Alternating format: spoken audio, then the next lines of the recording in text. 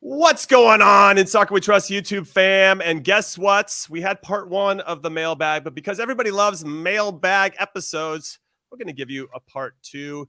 And that's because we received a lot of questions, which means we know that a lot more of you are listening than we probably think. Anyway, hit like and subscribe, and let's get after it. Yes. What is up, everybody? And welcome to Danny Califf's favorite podcast, In Soccer We Trust. I'm Jimmy Trashcan Cream Cheese Conradinho alongside only Hollywood Heath Pearce once again, because Charlie Chuckwagon Davies is playing a little hooky, everybody. He just doesn't like the mailbag episodes. I don't even know what to tell you. So if you have any specific questions for Chuck, make sure you go crush his Twitter handle or leave him questions in the DMs and Instagram. And just I will crush him. You crush him. You crush him. Anyway, we are doing a special mailbag episode. This is part two because part one was so much fun and we're ready to get after it. Once again, we got a lot of questions. Heath, are you ready? How are you feeling, by the way? Temperature check. I am feeling pretty good. The last mailbag, did a little dancing around some answers. Feel like we answered some directly as well. We also got a lot of questions, which means people clearly don't know how big idiots we are. Not generally, they're true. Coming to us for advice. So just keep that in mind when we answer you. We are experts in our own minds, and we hope that you guys enjoy our answers. But if don't not, sell then us. just Don't tell attack us. Charlie. Completely. Attack Charlie. Easy. Charlie's the one. Charlie is the customer service department. So if there's some issues, direct he's it also at HR him. too. So he's HR and customer service. He's got a lot of hats. That's how he affords all the houses. Let's be honest. Well, he's compliant. He's financial compliance too, which is why he's able to move all that money around and have all those homes. I actually asked the question on ISWT Pod when they asked if they had anybody questions for fans about how Charlie's mortgages have been impacted by all the inflation going on. And I still want him to answer that. So we're going to have a special Charlie-only mailbag episode. All right, so first question here.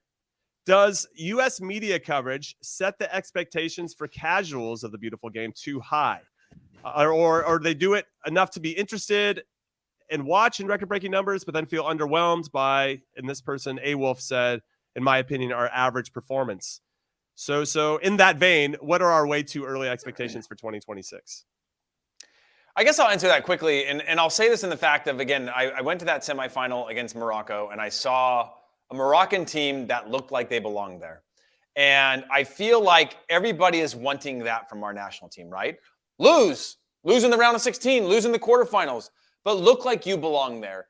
And I feel like when we lost to Netherlands, we didn't look like we belonged there for long periods, right? We looked like the minnow among sharks. And even though there was some moments and we showed some quality, it was like a game that was almost like insurmountable in a lot of ways, right? In terms of like when you watch it and you break it down over and over. And so I feel like we set that expectation. The media sets a very high expectation, which they should, because this is a wildly talented with a number of players that are bordering on world class. And I want to see us lose. If we lose at any point, I want to see us lose in the right way. I want us to see us, and that doesn't mean like, play wide open, but it's more like, I don't know. It's how I talk about Croatia or Morocco. And again, it's really easy to say that because they're both semifinalists, right? And it's a massive achievement for both those nations. But to play with that spirit of like, we belong here. We are not the underdog always. And even if we are going to look like we match up well with you. And it's going to come down to a few moments and we're going to leave the field knowing that we might have won that one if our things fell our way. And so I feel like expectations should be high. And I think that we can rest easy if that is the case in which we don't achieve the ultimate goal of winning the World Cup in 26. Yeah, shout out to Canada, who lost to both Croatia and Morocco. Zing! Obviously after being better than Belgium and going up against Croatia at the start of the game, I was like, wow, these guys are actually. I know. I was really proud of Canada and how they performed, especially against Belgium. And then maybe John Herdman drank a little bit too much of his Kool-Aid after that performance, and then ran into a team kind of similar to Netherlands. Like, wait, tap the brakes. We're going to show you what this really looks like, and not some image crisis or identity crisis. And Croatia, similar to Morocco, had an identity, right?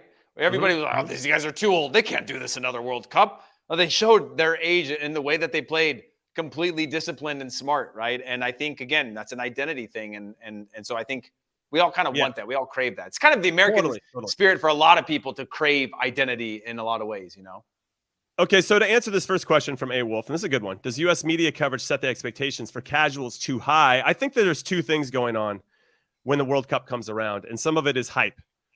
And some of that is merited because we have incredibly talented teams.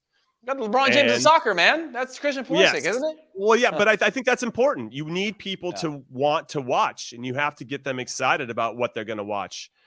And then there are probably at times where there's conversations where we're overhyping some of the guys or the team overall and not maybe looking at it as practically as we can. And but I don't know. Do you lose interest as a casual? I think the casuals are starting to become a little bit more.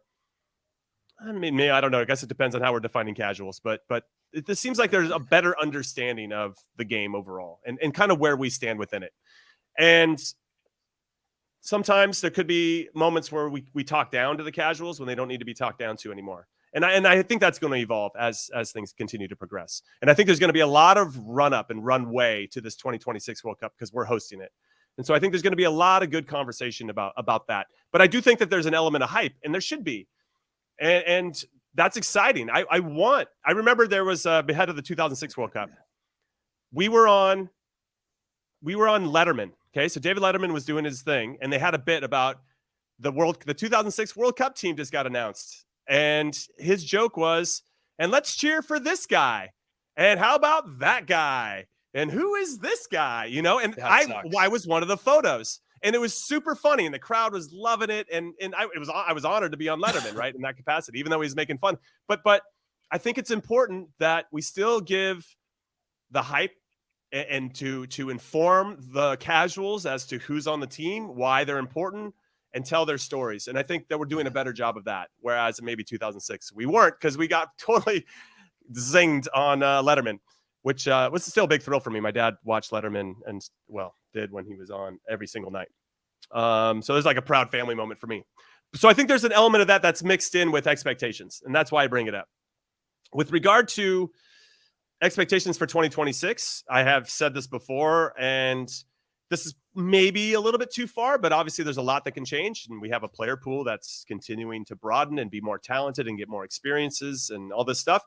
I want us to get into the semifinals, but I expect us to. That's my personal expectation because of what I've seen from this World Cup, from what I've seen from this player pool, from what I've seen from what's coming, and just where I think we're naturally evolving. Now, it's not easy. We've talked about it before. Italy hasn't even qualified for the last two World Cups. England got to a final, then got knocked into the quarterfinals this World Cup. You have Belgium that crashed out. You got Spain that lost in the round of 16.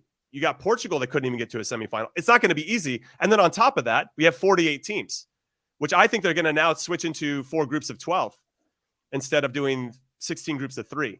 And that's going to add – it adds more overall games. 4. You said you had that backwards. You said 4 groups of 12, which is pretty funny. That's pretty awesome. We should have 4 groups of 12 groups of 4. Can we switch to that? I'm gonna write a strongly worded letter to FIFA and see if we can do 4 groups of 12. But hear me out. Hear me out here. But I think that it's just not that straightforward. And I think it really speaks to what Heath was saying before about, can we establish an identity and can we handle playing the way that we want, playing the way that we know that we're capable of, and being proud of how we're performing and not looking out of place, not looking outclassed. And maybe it just doesn't go our way on the day. I think we can all accept that. But if we France haven't been as good as I wanted. They weren't as good as I had hoped in terms of like the quality they have on the field. Final. I expect them to smoke everyone. Argentina, these teams are what's the word, like industrious. They're like they're just smart. They get their leads and they know how to protect them. They're not playing wide open in the way that we watch the big Champions League matches and like the quarters and semis where you're like, wow, these are superstar teams. Even though they are superstar teams, they haven't been unreal in my expectations, but they're in the finals. They reached the finals. So anyway, I don't know if we answered your question directly, but I think that there has to be some acceptance, especially with American media and sports media in general, of hyping up our players, which I think we should. It's part of the marketing machine. But then you hope that this hype is warranted and that the players have deserved this hype. And then hopefully that all goes hand in hand and the hype gets matched, right? And your expectations get met. But I just don't think it's going to be as straightforward as that. So I think we should have some expectations of or general overall themes, which is what Heath is talking about with identity and who we are and what we're about and what we're trying to accomplish. And then you hope that gets married with having a great finish and taking us on a deep run. The farther we get, it feels like in these types of tournaments, the more momentum and more inspiring it does for the next generation that they can be that next Tyler Adams. They can be that next Christian Pulisic. And that's super important. Just that visibility of continuing to play in big games with everybody watching, everybody caring. And I think that's what makes a big difference too, Heath, is in that moment that people that don't usually care are caring. And that can be the spark for a kid too. Oh, look how much that person cares about what's happening with soccer. The Olympics treatment, right? It's like, I don't care about, it's the Olympics treatment. I don't care about archery, but if you tell me the story of why I should care, if you make me care, you go a layer deeper, I will care. I will buy into the hype. So the hype in itself, the sensationalism, and media is a really weird word to use just as a general like encapsulation because it depends where you get your media, where you get your information, who you're listening to, what you have access to. But I will say just from a media hype standpoint, people that I've talked to that aren't American, aren't interested in anything American related or U.S. national team related, have known about a lot of these guys because of some of the hype globally now, right? They talk about Yunus Musa. They talk about Tyler Adams. They talk about Weston McKennie. They talk about Anthony Robinson, Serginho Dest. And maybe they don't know a ton about them, but they know enough to know that like there's some quality there. And, oh, yeah, it's a dual national, or that person plays at this club, or all those things that are part of that hype of setting high expectations. It is trickling out into the world, not just within our own borders. Yeah, no, it's an interesting conversation. We appreciate that question. Obviously, it can generate this conversation, but then can branch off into multiple conversations that can exist from this one. Yeah, I'm looking through a whole bunch of different questions here, and there's one that stood out to me. This one's from Ben Washburn, and I know that he's been listening from the very beginning. We appreciate you, Ben. He said that he asked a question before about when we all knew that we made it as pros. And this time he's kind of asking, when and how did you know it was time to call it a career? How was the transition? For me, it was easy. I got a concussion, and that was that.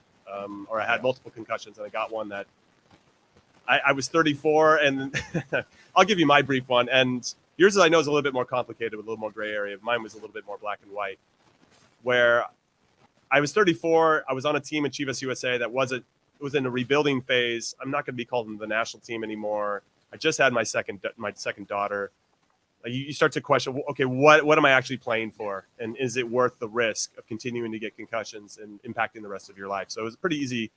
Well, it took me a while to get there, but once you started to really think about it unemotionally, it's a pretty easy decision. So I don't know if you want to get into that. Maybe you've talked about it before, but the second question was, has Heath ever bent the brim on any of his hats? Yeah, I actually try it. Most of these hats that I either get gifted or I buy are really. That's the most important question here, I think. Really, yeah, they're tough, man. Like I try to bend some of them, but some of them don't actually bend very well. But to answer that other question in terms of retirement, Jimmy, and your audio. Oh, maybe you're muted now. But in terms of it sounds better at the moment, just so you know. My retirement was not forced as much as yours was, but very similar in the fact that like MLS had put me into a box. And I don't say MLS, but the team that took my rights, Orlando City, had put me into this box evaluation that I was like, that's not worth it to play for me, right? And I didn't play for the money, but in terms of what I thought I was worth. So I had a conversation with Jurgen Klinsmann. I went to Gothenburg. I played the best that I could, got sick before the season started. The team went on an unbeaten run, didn't play much at all. And I just started spending time reflecting, going like, what am I doing this for also, right? Because it physically, after breaking my tib fib, I had a tib fib fracture. I had a torn labrum in my hip where they shaved the bone down, repaired the thing, and I had surgery through my knee. And so I'd gotten to the point where my whole right side was not responding the way that I was, right? I had my mind and my body on different pages, and I was like, this is a job now. So what am I doing this for? And Jimmy, just like you, I knew I always wanted to get into the media space. I knew I wanted to leave the game when it was somewhat on my terms, and not like you and I talk to people on a weekly basis that come to us and say, hey, I want to work in the game doesn't want me anymore. I want to work in soccer and I don't know what to do. And I'm 35 or I'm 40 and I have no experiences. I don't actually even know what I want to do yet. I just know I want to work in soccer. And you're like, well, that's that's an umbrella, right? You can work at a club. You could be on media. You could work. There's thousands of capacities from data and beyond. And I didn't want that. I knew what I wanted to do. And as soon as I felt like my value wasn't meeting the time and energy I was putting in, I observed my options. I had 3 or 4 options, like almost, I want to say money grab options in Asia and whatnot. And I was like, you know what? And you and I started talking right at that time. And you were like, hey, we're growing over here on this media side. You should do it. And at that time for me, I was like, I need to think on emotionally. Will I miss the game? Yes. But my days were getting longer and longer of just going out there to be able to train with a healthy mind. I wasn't as happy playing the game anymore. And I was like, I don't want to be that guy. And so I took the decision and never looked back. Yeah, no, you've done a great job. It's been pretty cool to see you evolve and transition as well as you have. It's not easy for a lot of players, and because your identity is wrapped up in being a player your whole life, and then that's taken away, and it becomes very difficult to extract yourself from that and to become somebody different. I think the easiest thing, and what I tell guys that are going through it or about to go through it, is the sooner that you can accept you have to start from the bottom again, the easier your life's going to be. And the fact, also another one that I would add, is that nobody owes you anything. You feel like, oh, I played in a World Cup, I did this, I did that, and somebody owes you anything. They're like, oh, that's cool, man. That's really amazing. But you don't really actually have the skill set that we need to hire this position. So maybe get back to us when you do. You're 30s and you're competing for a job against somebody who's 21, right. and just wants any job. 4 or 5 years in school. Yeah, exactly. Yeah. Exactly. Yeah, it's a fascinating process. I know a lot of guys are depressed while they're going through it. I was depressed as well until you start to kind of see the light. Just it's something new and how you can embrace it. And once you start to embrace it, then you can start to actually use the good habits and disciplines that made you a successful player into this new career. And then you just take off from there. But it takes a while to get to that point. All right. Next question. This one's from Kendall. I think Kendall Lettenbaum, who says, should our guys be seeking moves to Europe in leagues like the Eredivisie and in Portugal rather than the top 5 European leagues? And let's tie this into a question from Fan 3 U.S. Men's National Team, or USMNT. Which players or player do you see making a jump to Europe to stay in contention with the national team player pool? And I think those two are kind of intertwined, Heath. So if a player does make a move from MLS, should they be looking at the Eredivisie in Portugal now that Ricardo Pepi is there and having success, and Reggie Cannon plays in Portugal? Not that helped either one of those two in particular, but do you think that's for me, it's a nice stepping stone league into something bigger without, maybe the stakes aren't as high. The pressure's a little bit different. It's seen as a bit of a growth and development league as opposed to the other ones where you're expected to be a little bit more of a finished product. I don't know what your thoughts are on this. Yeah, I fully agree. I mean, I wish, I've said it for a decade now, I wish that MLS would have an exclusive transfer deal with the Eredivisie for all players under a certain age, because I think it's the right place for them. The quality steps up, the technical abilities, the tactical abilities, the really understanding. And it's a very particular style of play. Most of them play, but it's a huge next step, high expectations. And then when you're in like the Ajax, the PSVs, the Feyenoords of the world, the Asset Akmars, and you almost have like 5 or 6 teams near the top that are worthwhile. There's also a high barrier of entry for a non-EU player, which is around $500,000 salary. So that limits to the number of clubs in Holland that can bring in players that may have changed by now, either gone up or gone down. I know it's lower if you're like 18 years old or under 19 or under whatever 20. But I love that league. I think we've seen most of our Americans that go through that league go on to be pretty successful or have success in that league. Outside of Robbie Rogers, who didn't really like the Heerenveen move, but Michael Bradley was successful there. Josie Altidore had his best years there. We're seeing Ricardo Pepi, most of these guys in the midfield and forward, but even for our defenders, like learning to build out of the back, passing, understanding the education of football. They train a lot. They train twice a day at some of those clubs, like multiple times a week. And so it is a real soccer education that I wish people would go to. The other leagues like Portugal, it's circumstantial to me. Belgium, circumstantial. You got to be at the right club. You go to Benfica, you go to Porto, you could get buried immediately. You go to a club too small, and it might not be the right move. I put those into, you could pool like almost like 50 clubs in Europe that are sort of like Portuguese, Belgian, could be the right move, could be the wrong move. But definitely a nice step if you take it. No, totally. I mean, we also saw that we had a couple of our players take a risk and go to Venezia in Serie A, and when they got promoted. And then they got relegated, and now they're down in Serie B. Now they're probably playing more. You got Gianluca Busio and Tanner Tessman, who are quality players, and Tessman just hit Tessman just recently, scored his first goal. A peach of a free kick, by the way. But I think I don't know. When I've been in those situations, and and had done that. And I had an opportunity to go to Poland and play in Lech Poznan and fight relegation and learn all. I mean, you just kind of learn how to toughen up in a way that I don't think I could have found in MLS for a variety of reasons at that time in MLS. I toughened up in different ways because you have to jump from playing with your friends at the youth level, the college level, and then you're jumping into a situation where you're competing with your teammates to put food on the table. And that's a completely different mindset and mentality in terms of surviving. And not only surviving, once you figure out how to solve that, then it's thriving. And that exists everywhere. But it's a little different when you're an American going over to a country or a place that they don't really think you're very good. And so you have to overcome a lot of different things. And it's fascinating experience. And some sink and some swim. And but ultimately, yes, I think that going to one of those leagues is a nice stepping stone into something bigger, but they have to take advantage of that. And to your especially point, Jimmy, you have to find a situation that yeah. lends itself to growth.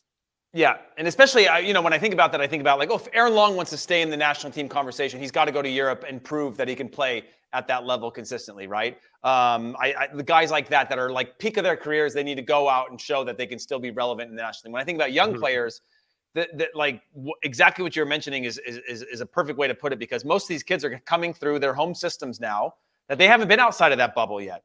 And that nurtured environment is amazing. But at a certain point, you need to go out of that nurtured environment and take the training wheels off. And life is very different, right? When things go wrong, you're not going home to your parents and your friends and your network and whatever. You're going home to an apartment in the wintertime in Europe, where it's dark at 4:00 and it's cold and you got nobody. Yes, the connectivity of the world is different, but I think that's an important learning thing that we know. Both of us know Mark McKenzie and others that are going through that, challenging themselves to just get out of the comforts of being quote unquote home. No, I've heard from Mark McKenzie on that, and we've also heard from Eric Palmer Brown about how his transition has been, leaving Kansas City to Man City and then jumping all over the place to kind of figure out where he fits in and how he can survive, right? Surviving is one thing, thriving is another, right? These are two completely different things. And can you be put in a situation, or can you find a situation where you can do both one step at a time and have the room and space to do that? Not every club is going to have that type of patience. Now, I want to talk Ricardo Pepi, because I think it's important about another question we're going to have, and if Gregg Berhalter is still in charge, but we're going to do it right after our first and only break of the show. So we'll be right back right after this. Don't stop watching Leo Messi, the man, the myth, the legend, the GOAT. Utterly explosive. The UEFA Champions League. Stream PSG matches live February on Paramount+. Welcome back to In Soccer We Trust. I'm Jimmy Conrad alongside Heath Pearce. No Charlie Davies. We don't know where he is, so you can just go ask him yourself on the Twitters or whatever you want to do. We're going to have a special Charlie Davies mailbag where we just sit here and listen to Charlie answer all the questions that he's been dodging this whole time. Charlie, come on, Chuck Wagon. Now, we're doing another special mailbag episode. We appreciate your support, all the questions that we're getting. And now I'm kind of, well, there's been a spark for another question that I have, Heath, for you and for everybody listening. And make sure you join the conversation and follow us on Twitter at ISWTpod. We would love that. And it's really about Ricardo Pepi and Gregg Berhalter. We talked a lot about Gio and Gregg Berhalter, but if Gregg Berhalter remains in charge, I wonder what that means for Ricardo Pepi and his attitude towards coming back into camp. Now, obviously, anytime you get called into the national team, you're honored. But there's got to be some beef there that exists, and maybe Zach Steffen as well. Like, how do you grow and move forward with those relationships? But I still think that both of those players, Steffen and Ricardo Pepi, can be valuable contributors to our team and our player pool moving forward. Now, there's a question that kind of got that going on as well. And this is from Jack Braz, who says, I'm kind of tweaking his question, but he basically said, who from this World Cup roster do you think won't be called in again? And who will go the longest without another call-up? Which we can answer those directly, but I kind of want it to frame it in some ways with, because we've had questions about Gregg Berhalter, especially in our other mailbag episode.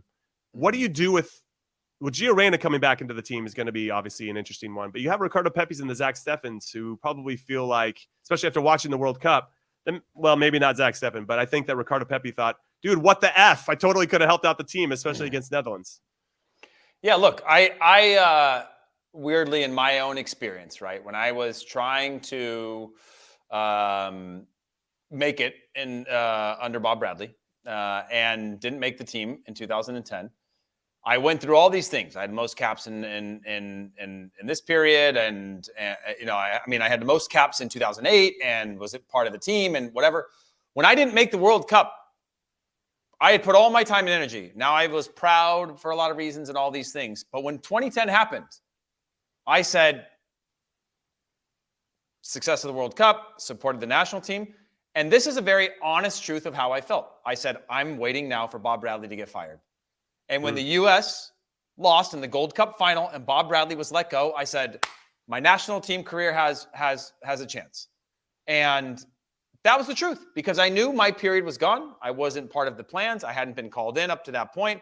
And then the Gold Cup happened. He was let go. And I was called in again by Jurgen Klinsmann for the Mexico game. And I remember that because of the fact of how I felt. There was no ill will towards Bob Bradley. He took the team that he thought was going to give him the best chance. Bob and I have continued to have a relationship to this day.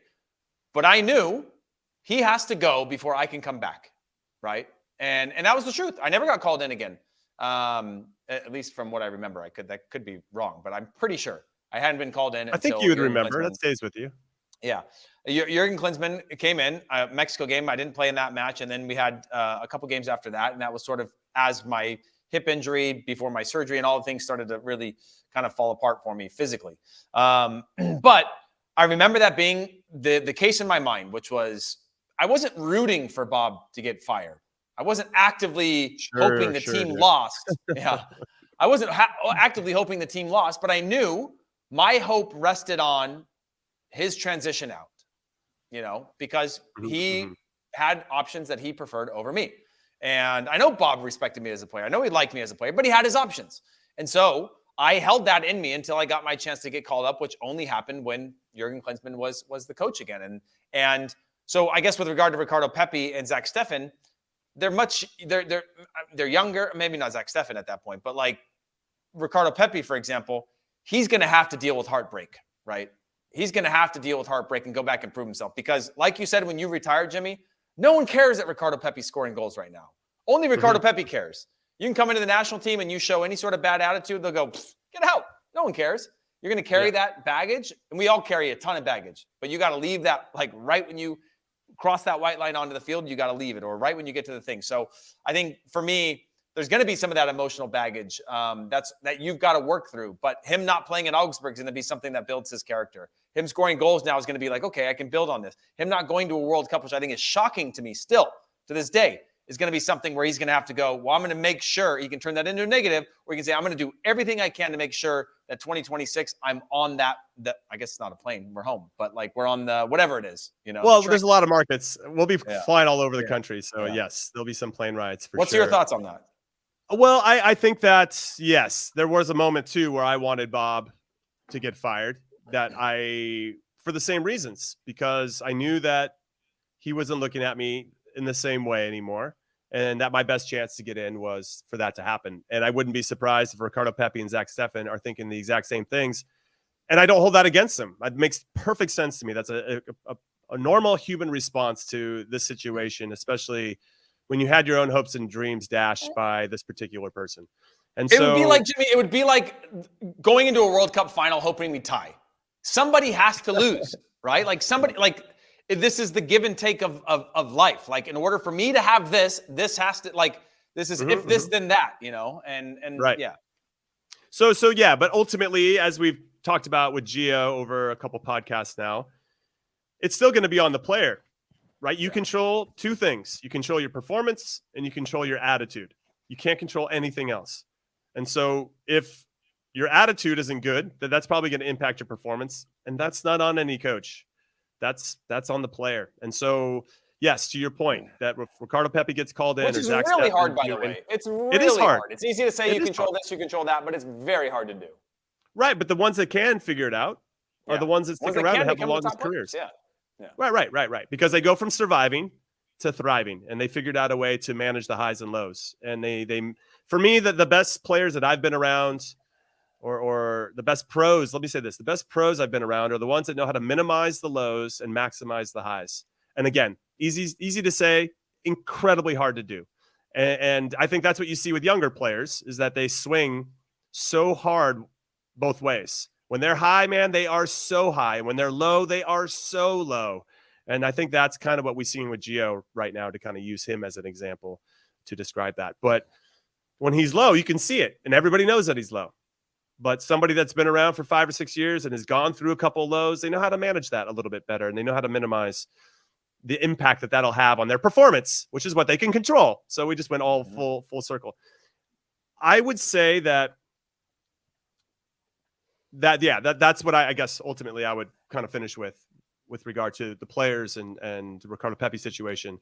But now I'm kind of curious to finish up that question by Jack in terms of who do you think's not going to get called up again from this team that played? I mean, I think there's this is so hard to speculate on because of course. But like, I mean, there's easy ones. I don't think Tim Ream's going to get called back in again. There's no reason. He's 35. We're not going to rely on. I mean, I think if there's something in this, I think if we're looking at the spring European friendlies, Yedlin. You bring him in. I would say it's another fresh opportunity to bring in, the fresh young blood. I think Gregg Berhalter played a lot of young players and got them a ton of experience. If you go back to that, we lost Robinson, along the way. Who else did we lose to injuries in this process? Chris Richards. I mean, these are guys that were getting big opportunities. Chris Richards wasn't even before he was playing consistently and getting those minutes. The moment he started getting consistent minutes at Hoffenheim, he was in. Robinson, before he got hurt, he was getting those minutes. Like, these guys were getting crucial minutes that were huge for their development and growth. And so I would say any of the older guys are probably out because you need them. We didn't need them in the Nations League. We didn't need them in Gold Cups. You need them in a World Cup. But by then we'll probably have a bunch of guys like Tyler Adams and whatever that can be all the leadership you need and experience you need, like a Tim Ream has, bring what he brings to the table, both on the field and off. It's really hard to say. I'd say guys deep on the bench are probably on the fringes because there's going to be a Mihailovic coming in and others that are going to get fresh opportunities in the new year. What about you? Anybody stand out, Jimmy, specifically? No, I mean, the old guys for sure. I mean, I think that I'm kind of curious once Miles Robinson comes back into the team, once Chris Richards gets healthy as well, once some of our other younger center backs start to emerge and get more minutes wherever clubs that they're playing in, Eric Palmer-Brown, Mark McKenzie, like these guys, is there room for Aaron Long? I would guess even Zimmerman, Long, like a lot of these guys are going to be, it get really hard to expect them in 3.5 years from now. Maybe one of them is an outlier in that case, but you've got a pipeline of young players that you can use your caps on valuably. Now, you don't owe anybody any caps. We've learned that, right? But if they're playing regularly and they are players that are going to be useful, they get that at the club level, but you also want to get them international matches. And so I could see any of the veterans going out. A lot of the, Roldans, Morris, a lot of these guys that aren't the youngest in the team. Maybe Roldan has a little more time, but I'll say I can see most of them out. No, I'll just say that I think that Haji Wright could be a player, as crazy as this might be, that he has more knockout round goals in the World Cup than Cristiano Ronaldo. But I'm just not convinced on him yet. And if he didn't get called back in again, I wouldn't be surprised. Would it be harsh? It would be incredibly harsh. And does he have room to grow? Of course he does. But if he didn't get called back in, I wouldn't be surprised either because. Well, like called back in like now. Yeah, but he's a guy like PFOC that you just go like, okay, prove it to me at a higher level. Go to a higher level at the club level. Make yourself indispensable in terms of your quality and form, right? PFOC did do that and didn't get called back in, which is crazy. Yeah, but then we also saw a dip in form, which everybody has, and that was, I think, leveraged. Yeah, right, but even prior to the dip in form. Yeah, he was never. It wouldn't have made a difference. Yeah. I mean, it just would have been interesting, especially because we ended up with more crosses than most of the teams in the World Cup, that we didn't have a guy that's pretty good at finishing those. Yeah. But guess what, Heath? What? It's the end of the show. We're having a really quick mailbag. We want to make sure that everybody else, has time to ask some questions so we can do more mailbags. We're just trying to convince the producers we should have more mailbag episodes. That's really what we also want, Jimmy. We also want people to just enjoy the holiday period. Like that's true. Enjoy yourselves. We take and a little don't bit enjoy of eggnog. time. Eggnog is terrible. Anybody that says eggnog is good, I question who they are and what they're about and how they were raised. Eggnog is terrible. Are you a Bloody Mary guy by chance? Also, no, me neither. Both those things out. Ban them. Out. Ban them. shouldn't be a part of any holiday festivities at all. If Qatar said no eggnog and no whatever I just said, Bloody Marys, I'd be like, no problem. I can deal with this. All right, everybody, that is the end of the show. So on behalf of our wonderful producers, Des and Alex, and of course, on behalf of Hollywood Heath Pearce, I'm Jimmy Conrad saying thank you for listening and watching In Soccer We Trust. And we can't wait to see you next time, maybe with or without Charlie Davies. We'll have to wait and see. See you guys. We'll have to wait and see.